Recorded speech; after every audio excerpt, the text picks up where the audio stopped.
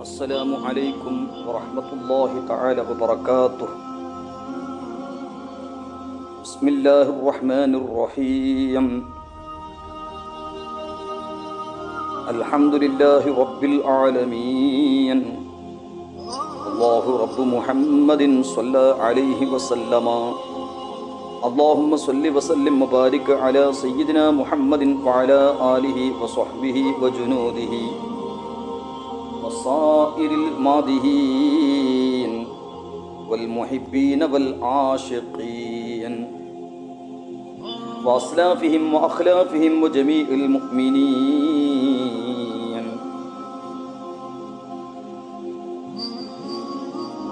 بسم اللہ الرحمن الرحیم۔ وَإِذْ تَقُولُ الَّذِي أَنْعَمَ اللَّهُ عَلَيْهِ وَأَنْعَمْتَ عَلَيْهِ صدق اللہ العظیم۔ قال رسول اللہ صلی اللہ تعالی علیہ وسلم یعلموا ان الارض للہ ولرسولہ، رواہ الامام البخاری رحمہ اللہ۔ الصلاة والسلام علیک یا سیدنا یا رسول اللہ، الف الف صلاة و الف الف سلام علیک یا سیدنا یا قاسم رزق اللہ۔ معزز سامعین، رفیقان اکرامی، ربیع النور، ربیع الاول شریف، آج کا موضوع رسول اکرم صلی اللہ علیہ وسلم کے اختیارات و تصرفات، یعنی اختیارات و تصرفات مصطفیٰ صلی اللہ تعالی علیہ وسلم تسلیما کثیرا۔ رسول اکرم صلی اللہ تعالی علیہ وسلم کے اختیارات و تصرفات ایک ایسا موضوع ہے، رسول اکرم صلی اللہ تعالی علیہ وسلم کے زمانے مبارکہ سے لے کر، یعنی عہد رسالت سے لے کر عصر حاضر تک، آج تک تمام اہل حق کا، تمام امت اسلامیہ کا اتفاق ہے اختیارات و تصرفات کا یہ موضوع۔ رسول اکرم صلی اللہ تعالی علیہ وسلم تسلیما کثیرا کثیرا کو اللہ عز و جل بہت اختیارات عطا فرمایا ہے، بہت تصرفات عطا فرمایا ہے، جس کے متعلق کئی آیات اور احادیث اور تفاسیر و شروحات اور ائمہ اہل حق کے اقوال مبارکہ اور ائمہ اہل حق کی کتابوں کے عبارات مبارکہ اس معاملے میں بہت وافر حصہ کتابوں میں درج ہے۔ قرآن شریف میں کئی آیتوں کے ذریعے اللہ عز و جل اس موضوع کے متعلق بتا رہا ہے، جیسے کہ سورۃ الشورى 21ویں آیت، وَمَا نَقَمُوا إِلَّا أَنْ أَغْنَاهُمُ اللَّهُ وَرَسُولُهُ مِنْ فَضْلِهِ۔ انہیں کیا برا لگا، یہی نہ کہ اللہ و رسول نے انہیں یعنی مسلمانوں کو اپنے فضل سے غنی کر دیا۔ اس آیت پاک میں اللہ اور اس کے رسول نے غنی کر دیا، أَغْنَاهُمُ اللَّهُ وَرَسُولُهُ۔ اور دوسری آیت سورۃ النازعات 5، وَلَوْ أَنَّهُمْ رَضُوا مَا آتَاهُمُ اللَّهُ وَرَسُولُهُ وَقَالُوا حَسْبُنَا اللَّهُ سَيُؤْتِينَا اللَّهُ مِنْ فَضْلِهِ وَرَسُولُهُ إِنَّا إِلَى اللَّهِ رَاغِبُونَ۔ کیا یہ اچھا ہوتا اگر وہ اس پر راضی ہوتے جو اللہ و رسول نے انہیں دیا، اور کہتے کہ ہمیں اللہ کافی ہے، اب دیتا ہے ہمیں اللہ اپنے فضل سے اور اللہ کا رسول صلی اللہ تعالی علیہ وسلم، ہمیں اللہ ہی کی طرف رغبت ہے۔ یعنی سورۃ التوبہ کی یہ آیت مبارکہ، پہلی آیت وَمَا نَقَمُوا إِلَّا أَغْنَاهُمُ اللَّهُ وَرَسُولُهُ، سورۃ التوبہ کی 74واں آیت، 70 پر 4واں آیت، اور بھی کئی آیات مبارکہ اللہ عز و جل اس کے متعلق، یعنی وَإِذْ تَقُولُ لِلَّذِي أَنْعَمَ اللَّهُ عَلَيْهِ وَأَنْعَمْتَ عَلَيْهِمْ، اے حبیب صلی اللہ علیہ وسلم، محبوب یاد کرو جب تم فرماتے تھے کہ اس سے جسے اللہ نے نعمت دی، اللہ تعالیٰ نے نعمت دی اور تم نے اسے نعمت دی. جیسے ہم فاتحہ پڑھتے، سورہ فاتحہ پڑھتے وقت صراط الذین انعمت علیہم، تو جنہیں نعمت دیا ہے ان کا راستہ. اس آیت میں اللہ تعالیٰ نے نعمت دیا اور تم نے اسے نعمت دی، یعنی رسول پاک کے بارے میں انعمت علیہ. سورۃ الاحزاب 37ویں آیت. اسی طرح ارشاد باری تعالیٰ ہے وَيُحِلُّ لَهُمُ الطَّيِّبَاتِ وَيُحَرِّمُ عَلَيْهِمُ الْخَبَائِثَ، یعنی وہ رسول صلی اللہ علیہ وسلم پاک چیزیں ان کے لیے حلال فرمائیں، ستھری چیزیں ان کے لیے حلال فرمائے گا اور گندی چیزیں ان پر حرام فرمائے گا. اس میں رسول پاک صلی اللہ علیہ وسلم کے اوصاف، کہ رسول پاک صلی اللہ علیہ وسلم پاک چیزوں کو حلال کریں گے، یعنی حلال فرمائیں گے اور گندی چیزوں کو حرام فرمائیں گے. یحل و یحرم، رسول پاک کے بارے میں اللہ تعالیٰ اتنا پاور، اتنا اختیارات، اتنا تصرفات اللہ عز و جل رسول پاک صلی اللہ علیہ وسلم کا عطا فرمایا ہے. اور اسی طرح سورۃ التوبہ 29ویں آیت میں قاتل الذین لا یؤمنون باللہ ولا بالیوم الآخر ولا یحرمون ما حرم اللہ ورسولہ، یعنی لڑو ان سے جو بے ایمان، یعنی ایمان نہیں لاتے، اللہ پر بھی ایمان نہیں لاتے، قیامت پر بھی ایمان نہیں لاتے، اس سے تم مقاتلہ. اس کے بعد اللہ تعالیٰ فرماتا ہے وَلَا يُحَرِّمُونَ مَا حَرَّمَ اللَّهُ وَرَسُولُهُ، حرام نہیں مانتے اس چیز کو جسے حرام کیا اللہ اور اس کے رسول نے صلی اللہ تعالیٰ علیہ وسلم. اللہ اور اس کے رسول جس چیز کو حرام کیے ہیں اسے وہ حرام نہیں مانتے، اس لیے ان سے لڑو. تو یہاں پہ اللہ اور اس کے رسول نے حرام کیا، ایسے چیزوں کو حرام نہیں کرتے. اللہ تبارک و تعالیٰ کے ساتھ رسول پاک صلی اللہ علیہ وسلم کو بھی اس آیت پاک میں اللہ تعالیٰ فرمایا کہ اللہ اور اس کے رسول نے جس چیز کو حرام کیا اسے وہ لوگ حرام نہیں مانتے. رسول پاک کا تصرف و اختیار اس میں بھی موجود ہے. اسی طرح سورۃ الاحزاب 36ویں آیت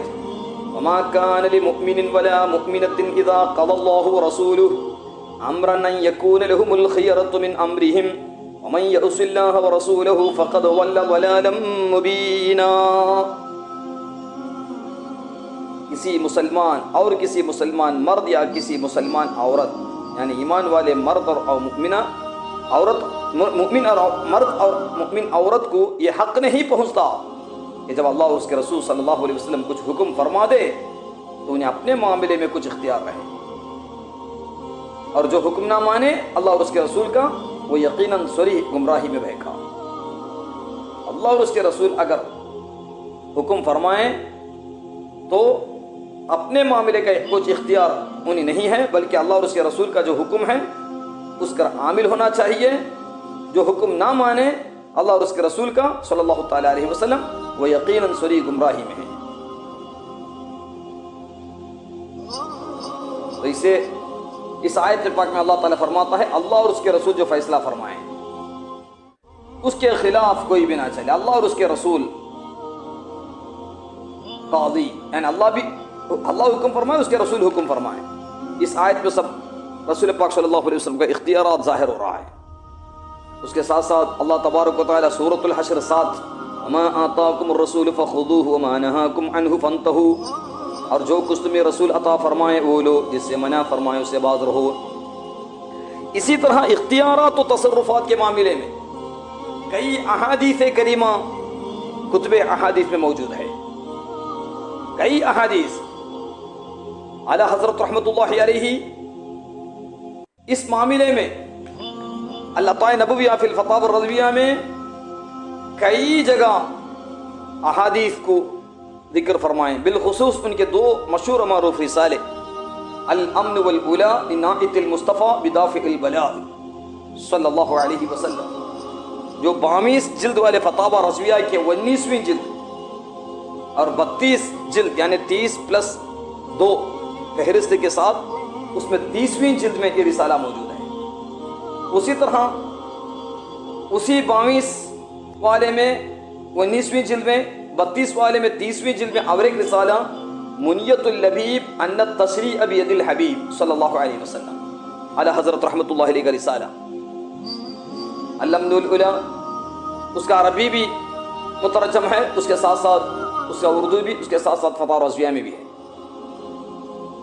جس میں کئی آیات مبارکہ، کئی احادیث کریمہ اور ائمہ حق، ائمہ اہل سنت کے کئی اقوال مبارکہ سے رسول پاک صلی اللہ علیہ وسلم کے تصرفات و اختیارات اس میں ثابت کر دیے ہیں۔ اس کے ساتھ ساتھ کتب احادیث میں بے شمار احادیث اس کی شرح میں ائمہ دین نقل بھی فرمائیں، اس کی تائید بھی کیے ہیں۔ تو بہرحال امام بخاری رحمۃ اللہ علیہ، امام مسلم رحمۃ اللہ علیہ، صحیح البخاری صحیح المسلم میں ایک حدیث شریف فبینا انا نائم اوتیت بمفاتیح خزائن الارض فوضعت فی یدی، رسول پاک صلی اللہ علیہ وسلم فرماتے ہیں میں نیند کے عالم میں تھا کہ دنیا کے تمام خزانوں کی چابیاں میرے پاس لائی گئی اور وہ میرے ہاتھ میں رکھ دی گئی۔ اس کے کئی معنی ہیں۔ فارس روم کے بادشاہوں کے خزانے صحابہ کرام رضی اللہ عنہم کے ہاتھ میں آئیں گے، ظاہری معنی یہ ہے، اور باطنی معنی اس سے تمام جہاں کی ہر جنس کے خزانے مراد ہیں، وہ سب رسول پاک صلی اللہ علیہ وسلم کے اس کی چابیاں اللہ تعالیٰ عطا فرمایا۔ وہ اس طرح کے سب کا رزق رسول اکرم صلی اللہ علیہ وسلم کے سپرد کر دیا گیا، ظاہر و باطن کی تربیت کی قوت رسول اکرم صلی اللہ علیہ وسلم کو عطا کر دی گئی۔ غیب کی کنجیاں اللہ تعالیٰ کے دست قدرت میں ہیں، جسے چاہے غیب پر اطلاع دیں اور جسے چاہیں اطلاع نہ دیں۔ اسی طرح رزق کے یعنی رزق کے خزانوں کی کنجیاں اور رزق کی تقسیم رسول اکرم صلی اللہ علیہ وسلم کی دسترس میں کر دی گئی ہے۔ رسول اکرم صلی اللہ علیہ وسلم کے فرمان مبارک انما انا قاسم والمؤتی هو اللہ، انما انا قاسم واللہ یؤتی، انما انا قاسم وخازن واللہ یؤتی، اس طرح یعنی میں تقسیم کرتا ہوں، اللہ تعالیٰ عطا فرماتا ہے۔ اس موضوع پر، اس معاملے میں کئی احادیث کریم امام بخاری صحیح البخاری کے کتاب العلم میں، کتاب الجہاد میں مذکورہ روایتوں کو نقل فرماتے ہیں۔ اسی طرح بخاری امام رضی اللہ عنہ صحیح البخاری میں فرماتے ہیں سیدنا ابو ہریرہ رضی اللہ تعالیٰ عنہ کے فرمان، میں نے رسول اکرم صلی اللہ علیہ وسلم کی بارگاہ میں جا کر کہا انی اسمع منک حدیثا کثیرا انساہ، میں رسول پاک صلی اللہ علیہ وسلم کے بارگاہ میں جا کر کہا یا رسول اللہ صلی اللہ علیہ وسلم، میں آپ سے کئی کثیر حدیث سنتا ہوں مگر بھول جاتا ہوں۔ اس وقت قال ابسط رداءک، رسول اکرم صلی اللہ علیہ وسلم اپنی چادر بچھاؤ، فرمائے اپنی چادر بچھاؤ، فبسطتہ، تو میں نے بچھا دیا۔ سبحان جل جلالہ، رسول پاک صلی اللہ علیہ وسلم کے بارے میں ابو ہریرہ رضی اللہ عنہ فرماتے ہیں رسول پاک صلی اللہ علیہ وسلم اس وقت فعل مبارک فغرف بیدیہ، یعنی رسول اکرم صلی اللہ علیہ وسلم دونوں ہاتھوں سے لب بھر کر اس میں ڈالی، کچھ بھی چیز نہیں ہے، ایسے ہی دونوں جہاں کی نعمتیں ہیں ان کے خالی ہاتھ میں صلی اللہ علیہ وسلم، یہاں تک کہ دونوں ہاتھوں سے لب بھر کر اس میں ڈالی اور فرمایا اسے چمٹا لو، فضممتہ فما نسیت شیئا بعدہ، میں نے اسے چمٹا لیا، اس کے بعد میں کبھی بھی کوئی چیز نہیں بھولا، جیسا کہ امام بخاری رحمۃ اللہ علیہ کتاب العلم صحیح بخاری کے باب حفظ العلم حدیث نمبر 119 صفحہ نمبر 25 اور 26 میں ہے۔ اسی طرح رسول اکرم صلی اللہ علیہ وسلم کے بارگاہ میں، یہاں تک کہ انس بن مالک رضی اللہ عنہ روایت کرتے ہیں مکہ والے آئے، اہل مکہ آ کر رسول پاک صلی اللہ علیہ وسلم سے معجزہ دکھانے کا مطالبہ کیا، یعنی سأل ان اہل مکہ سألوا رسول اللہ صلی اللہ علیہ وسلم ان یریہم آیتا فاراہم القمر شقتین حتی رأوا حراء بینہما، اہل مکہ نے رسول اکرم صلی اللہ علیہ وسلم تسلیما کثیرا سے معجزہ دکھانے کا مطالبہ کیا۔ رسول اکرم صلی اللہ علیہ وسلم نے انہیں چاند کے 2 ٹکڑے کر کے دکھا دیے، یہاں تک کہ ان لوگوں نے کوہ ہرا کو یعنی ہرا پہاڑ کو چاند کے ان دونوں ٹکڑوں کے درمیان دیکھا، یعنی چاند کا ایک ٹکڑا کوہ ہرا کے دائیں طرف آ گیا اور دوسرا ٹکڑا کوہ ہرا کے بائیں طرف آ گیا، رسول اکرم صلی اللہ علیہ وسلم کا عظیم معجزہ۔ یہ معجزہ رسول پاک صلی اللہ علیہ وسلم کو 90,000 سے زیادہ معجزات ہیں، جیسے کہ شہاب الدین قلیوبی رحمۃ اللہ علیہ حاشیہ کنز الراغبین میں نقل فرمائے۔ ان معجزات میں سب سے اعظم، سب سے اعلیٰ معجزہ قرآن شریف، اس کے بعد اسراء اور معراج جو کئی معجزات کے مجموعے ہیں، اس کے ساتھ ساتھ شق القمر، چاند کے 2 ٹکڑے کا، چاند کے 2 ٹکڑے کا معجزہ ہم ہندوستانی لوگ نہیں بھول سکتے، کیونکہ ہندوستان میں سب سے پہلے اسلام اسی معجزے کی برکت ہے۔ ملبار کے ایک راجہ اس چاند کے 2 ٹکڑا معجزہ دیکھ کر یہاں تک کہ اسلام قبول کیا اور رسول پاک صلی اللہ علیہ وسلم کی بارگاہ میں گیا، اور آتے ہوئے چند صحابہ آئے دینی دعوت کے لیے، مگر درمیان میں اس راجہ کا اسلام قبول کرنے کے بعد، جن کا نام تاج الدین ہوا، پہلے چکرورتی پیرمال تھا، تو بہرحال ان کے فتح تاج الدین نام سے ان کے وفات کے بعد سلالہ میں جن کا مزار ہے، اور صحابہ کرام ہندوستان کی سرزمین ملبار کی سرزمین میں آئے۔ یہ بہاریں جو اسلام کی بہار آج نظر آ رہی ہے، اس چاند کے 2 ٹکڑے کا کرشمہ ہے، اس کی برکت ہے۔ تو بہرحال ابن سعد رضی اللہ عنہ تو رسول پاک صلی اللہ اپنا معجزہ چاند کے 2 ٹکڑے، یعنی اللہ تعالیٰ کی دی ہوئی طاقت اور دی ہوئی تصرفات و اختیارات میں جو قوت اور طاقت اللہ تعالیٰ عطا فرمایا ہے، وہ رسول پاک صلی اللہ علیہ وسلم اس معجزے کے ذریعے ظاہر فرمائے، اپنا عقیدہ بھی ظاہر کیے اور اللہ تعالیٰ کتنی طاقت دیتا ہے وہ بھی ظاہر فرمائے۔ اس کے ساتھ ساتھ جیسا کہ امام بخاری رحمۃ اللہ علیہ اس حدیث پاک کو صحیح البخاری کتاب العلم باب حفظ العلم نقل فرمائے۔ اسی طرح علامہ ابن سعد رحمۃ اللہ علیہ طبقات الکبریٰ میں فرماتے ہیں، عمرو بن میمون سے روایت کہ مشرکین نے حضرت سیدنا عمار بن یاسر رضی اللہ عنہ کو آگ میں ڈالا، تو رسول اکرم صلی اللہ علیہ وسلم ان کے قریب سے گزر رہے تھے۔ رسول اکرم صلی اللہ علیہ وسلم حضرت عمار کے سر پر ہاتھ رکھ کر ہاتھ پھیرتے ہوئے فرمایا، یا نار کونی بردم و سلاما علی عمار کما کنت علی ابراہیم، اے آگ عمار پر ایسی سلامتی والی ٹھنڈی ہو، عمار رضی اللہ عنہ پر ایسی سلامتی والی ٹھنڈی ہو جا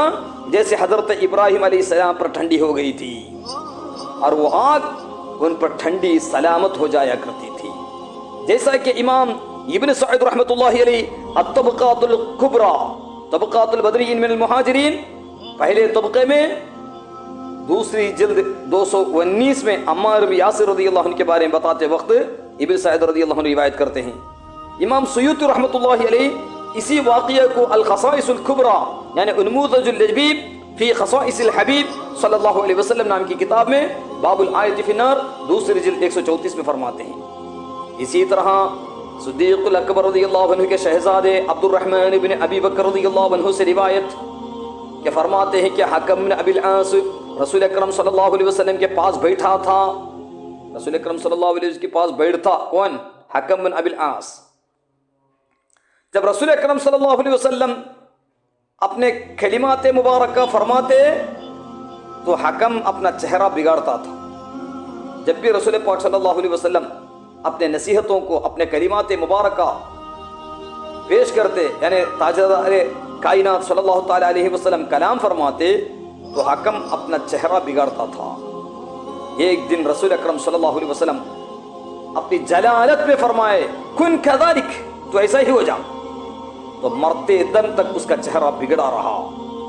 جیسا کہ امام حاکم رضی اللہ عنہ مستدرک میں تواریخ المتقدمین حدیث نمبر 4241 اور اسی طرح یعنی چوتھی جلد 1590 میں اس حدیث پاک کو روایت کیے۔ اسی طرح امام مالک رضی اللہ عنہ موطا شریف میں فرماتے ہیں، امام احمد رحمہ اللہ مسند اور امام بخاری، امام مسلم، امام نسائی، امام ابن ماجہ رضی اللہ عنہ سب روایت کرتے ہیں سیدنا ابو ہریرہ رضی اللہ عنہ سے رسول اکرم صلی اللہ تعالی علیہ وسلم ارشاد فرمائے، لولا ان اشق علی امتی، دوسری روایت میں وعلی الناس لولا ان اشق على الناس لامرتهم بالسواك مع كل صلاة لامرتهم بالسواك مع كل صلاة لامرتهم بالسواك مع كل صلاة۔ رسول اکرم صلی اللہ علیہ وسلم فرماتے ہیں اگر مجھے اپنی امت پر مشقت کا خوف نہ ہوتا تو میں ان پر ہر نماز کے لیے مسواک لازم قرار دیتا ہوں۔ ہر نماز میں، چاہے وضو میں بھی، نماز میں بھی، بعض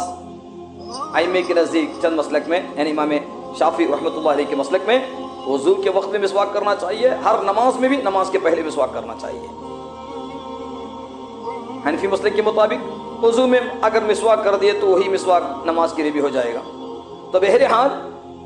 رسول اکرم صلی اللہ علیہ وسلم فرماتے ہیں اگر میرے امت پر مشقت کا خوف نہ ہوتا تو میں ہر نماز کے لیے مسواک لازم قرار دیتا۔ اس لیے لازم اور واجب نہیں ہے بلکہ سنت تو ہے، سنت تھا ہے مسواک کرنا سنت، اگر لازم واجب قرار نہیں دیے اس امت پر رحمت کرتے ہوئے۔ رسول پاک صلی اللہ علیہ وسلم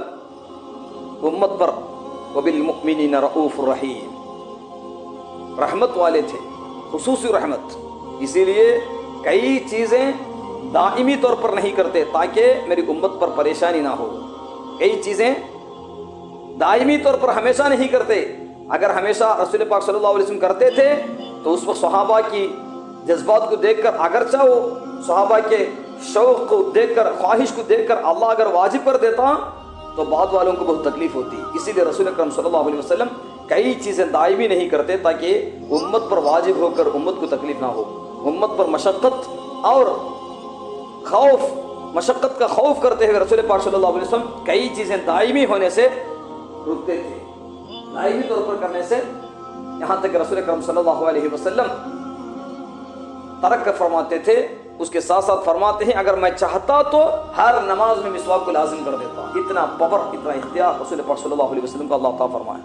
اسی لیے تو کوئی شخص آ کے کہا ہر سال حج واجب ہے تو فرمائے لو قلتها نعم لوجبت، اگر میں کہوں گا تو واجب ہو جائے۔ اسی طرح رسول پاک صلی اللہ علیہ وسلم فرماتے ہیں لو شئت لصارت معي جبال الذهب، اگر میں چاہتا ہوں تو سونے کے پہاڑ میرے ساتھ چلیں گے۔ اتنا پاور اللہ تعالیٰ رسول پاک صلی اللہ علیہ وسلم کا عطا فرمایا۔ یہاں تک کہ فرماتے ہیں رسول اکرم صلی اللہ علیہ وسلم لولا ان اشق على امتی لامرتهم بالسواک عند كل صلاة ولاخرت صلاة العشاء الى ثلث الليل، اگر مجھے اپنی امت پر مشقت کا خوف نہ ہوتا تو میں ان پر ہر نماز کے لیے مسواک لازم قرار دیتا اور عشاء کی نماز کو تہائی رات تک، ثلث اللیل تک میں مؤخر کرتا۔ میری امت کو تکلیف ہوگی، میری امت کو مشقت میں پڑے گی میری امت کی، یہ خوف سے میں مسواک کو لازم نہیں کرتا اور عشاء کی نماز کو ثلث اللیل تک تاخیر کرنا بھی واجب نہیں کرتا۔ رسول اکرم صلی اللہ علیہ وسلم فرماتے ہیں جیسا کہ امام احمد رضی اللہ عنہ مسند الشامعین زید بن خالد الجہنی رضی اللہ عنہ کی حدیث نمبر 29 میں، یہ 1729 حدیث میں فرماتے ہیں۔ اسی طرح جو چھٹی جلد 50/9 میں ہے، اسی طرح امام ترمذی ابواب الطہارت باب ما جاء فی السواک حدیث نمبر 23 صفحہ نمبر 28 میں بھی بیان فرماتے ہیں۔ اسی طرح امام بخاری رضی اللہ عنہ، امام مسلم رضی اللہ عنہ، عبداللہ بن زید رضی اللہ عنہ سے روایت، رسول اکرم صلی اللہ تعالی علیہ وسلم فرماتے ہیں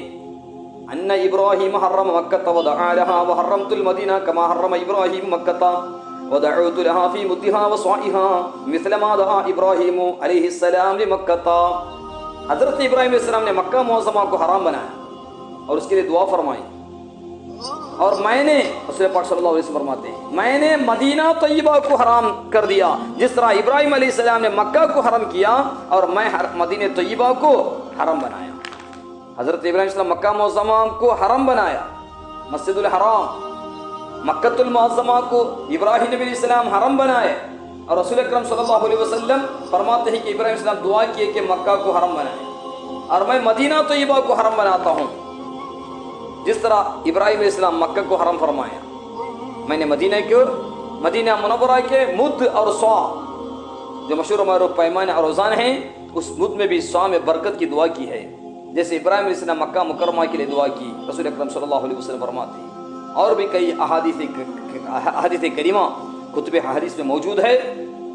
اعلیٰ حضرت رحمۃ اللہ علیہ الامن والعلا لناعت المصطفیٰ بدافع البلاغ صلی اللہ علیہ وسلم. اسی طرح منیت اللبیب ان تشریح بیت الحبیب میں بھی اور دیگر کئی کتابوں میں ائمہ دین ان احادیث کریمہ کی شرح میں بھی بہت سے اس کے بارے میں بیانات فرماتے ہیں. یہاں تک کہ مختار کل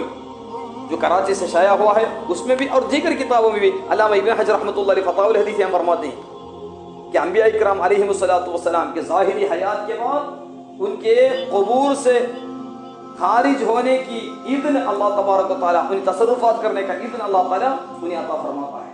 اور اس کے بعد علامہ ابن حجر رحمۃ اللہ علیہ غوث پاک رضی اللہ تعالیٰ عنہ کی کرامت اور رسول پاک صلی اللہ علیہ وسلم کا معجزہ اس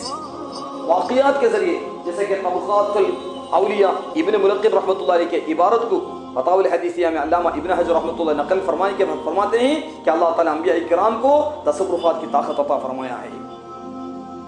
وہی علامہ ابن حجر الہیثمی رحمۃ اللہ علیہ الجوہر المنظم میں 42 صفحہ نمبر 42 میں فرماتے ہیں انہ صلی اللہ علیہ وسلم خلیفۃ اللہ الذی جعل خزائن کرمہ ومواعد نعمہ طوع یدیہ وتحت ارادتہ یؤتی منہما من یشاء ویمنع من یشاء. علامہ امام ابن حجر الہیثمی رحمۃ اللہ علیہ جوہر المنظم میں صفحہ نمبر 42 میں فرماتے ہیں ان الجوہر المنظم، اس میں فرماتے ہیں یقیناً رسول اکرم صلی اللہ تعالی علیہ وسلم اللہ عز و جل کے خلیفہ ہیں. اللہ تبارک و تعالی نے اپنے کرم کے خزانے، اپنی نعمتوں کے دسترخوان آپ صلی اللہ علیہ وسلم کے مبارک ہاتھوں میں دیا ہے، اور رسول اکرم صلی اللہ علیہ وسلم کے ارادے و اختیار کے زیر کر دیا ہے کہ جسے چاہے عطا فرمائے اور جس سے چاہے روک لے. یؤتی منہما من یشاء ویمنع من یشاء، جسے چاہے عطا فرمائے جسے چاہے روک لے. اسی لیے ربیعۃ الاسلمی رضی اللہ عنہ رسول پاک صلی اللہ علیہ وسلم کی خدمت کرنے کے بعد رسول اکرم صلی اللہ علیہ وسلم نے سوال فرمایا سل ربیعہ پوچھو کیا مانتے ہو. تو رسول پاک صلی اللہ علیہ وسلم سے ربیعہ رضی اللہ عنہ سوال کرتے ہیں اسألک مرافقتک فی الجنہ، جنت میں آپ کا رفاقت مرافقت چاہتا ہوں، آپ کی صحبت اور آپ کے قریب رہنے کی مجھے سوال ہے، مجھے طلب ہے. تو رسول پاک صلی اللہ علیہ وسلم فرمائیں اب غیر ذالک، اس کے علاوہ کچھ ہے کیا؟ اس کے بعد کثرت السجود، کثرت نوافل کی نصیحت بھی فرماتے ہیں. مگر یہاں پر سمجھنے کی بات ہے کہ ربیعہ رضی اللہ عنہ جو جنت کا مرافقت پوچھے تو فرماتے ہیں کہ اب غیر ذالک، اس کے علاوہ بھی کچھ ہے کیا؟ اس سے پہلے رسول پاک صلی اللہ علیہ وسلم سل ربیعہ، پوچھو ربیعہ کیا پوچھنا چاہتے ہو، مانگو ربیعہ کیا مانگنا چاہتے ہو. اللہ کے حبیب صلی اللہ علیہ وسلم فرمائے یہ سل علی الاطلاق پوچھنا ہی رسول پاک صلی اللہ علیہ وسلم کے تصرفات و اختیارات اللہ عز و جل عطا کرنے کی ایک مثال ہے.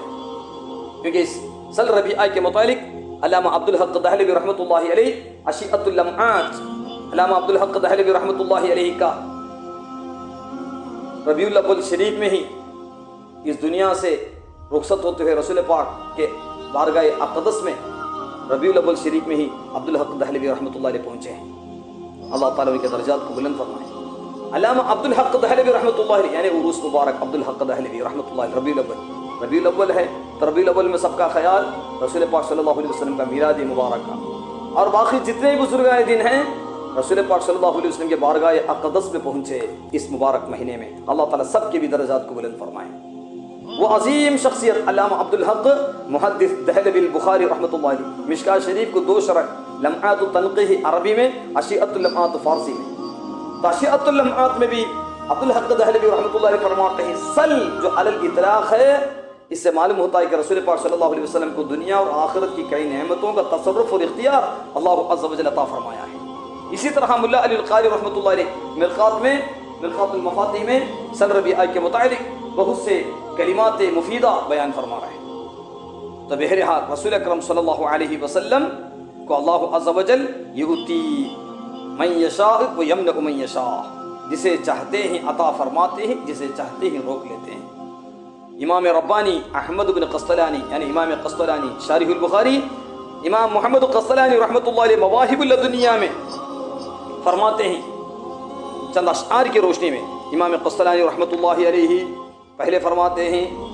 وَهُوَ صلی اللہ علیہ وسلم موضع نفوذ الامر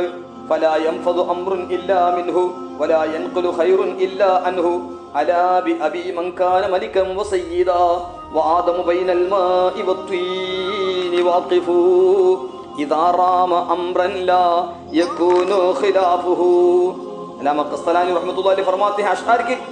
شکل میں الا بأبي من كان ملكا وسيدا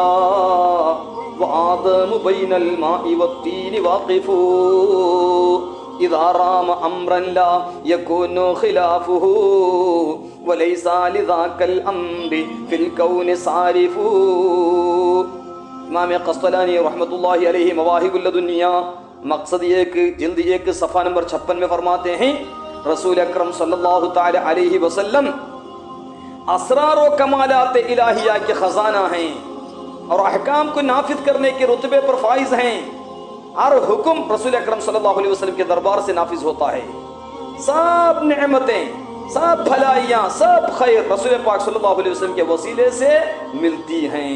علامہ قسطلانی رحمۃ اللہ علیہ مواہب اللدنیہ صفحہ نمبر پہلی جلد صفحہ نمبر 56 میں فرماتے ہیں. اور بھی کئی دلائل ائمہ دین اپنے کتابوں میں نقل فرمائیں.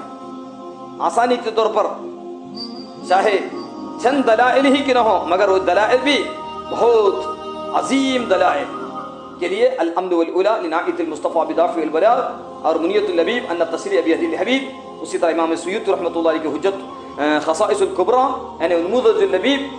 فی خصائص الحبیب صلی اللہ علیہ وسلم. امام یوسف نبہانی رحمۃ اللہ علیہ کے جواہر البحار کے ساتھ حجت اللہ علی العالمین شواہد الحق وغیرہ کتابوں سے رسول پاک صلی اللہ علیہ وسلم کے تصرفات و اختیارات کو ہم سمجھ سکتے ہیں. حقیقت میں لم یعرفنی حقیقتا غیر ربی، رسول پاک صلی اللہ علیہ وسلم کی حقیقت کو تو رب ہی جان رہا ہے مگر رسول پاک صلی اللہ علیہ وسلم کے فضائل، تصرفات، اختیارات زیادہ سے زیادہ جاننے کے لیے ان ائمہ دین کی کتابوں کو مطالعہ کر کے ہم بہت سے دلائل حاصل کرتے ہوئے اس چیزوں کی ان مبارک دلائل کے ذریعے ہمارے دلوں میں رسول پاک صلی اللہ علیہ وسلم کی سچی محبت اور عظمت بٹھانے کی کوشش کرنا ہے. اللہ تعالیٰ توفیق عطا فرمائے. وصلی اللہ تعالی وسلم علی سیدنا محمد وعلی آلہ وصحبہ وجنودہ وجمیع المؤمنین والمؤمنات والحمد للہ رب العالمین. دعا وصیت کے ساتھ السلام علیکم ورحمۃ اللہ وبرکاتہ.